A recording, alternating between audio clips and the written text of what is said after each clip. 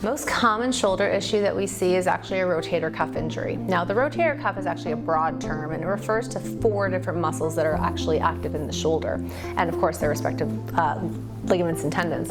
Now, it's the supraspinatus in that rotator cuff that's actually the most commonly injured out of all 4 of them.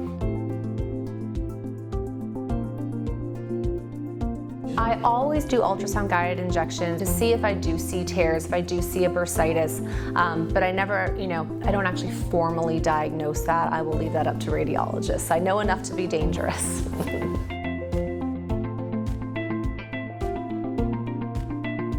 A few years ago, I would say probably, I think it was probably about 2017, I stopped spot treating shoulders. What I mean by that was a patient would come in and say they had a tear in the supraspinatus, or they had a glenohumeral arthritis or something. I would treat the area that was affected.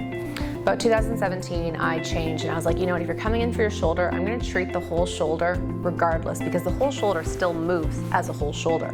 And chances are, if there's dysfunction in one area, just because something else might not be lighting up at that time, doesn't mean that it likely could not be affected.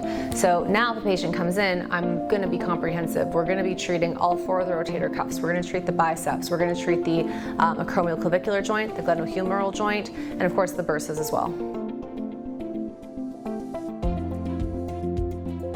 Shoulders are usually a really easy area to treat.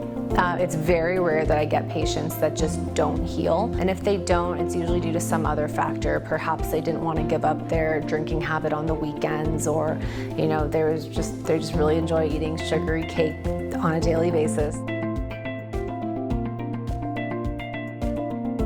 Shoulder injuries can happen for a couple different reasons. Of course, there's the stark trauma, the stark injury that happens. But then there's also the small injuries that happen over time that kind of present later, and you wonder, where did this come from? For women specifically, it's almost always the purse-carrying shoulder or the child-carrying shoulder.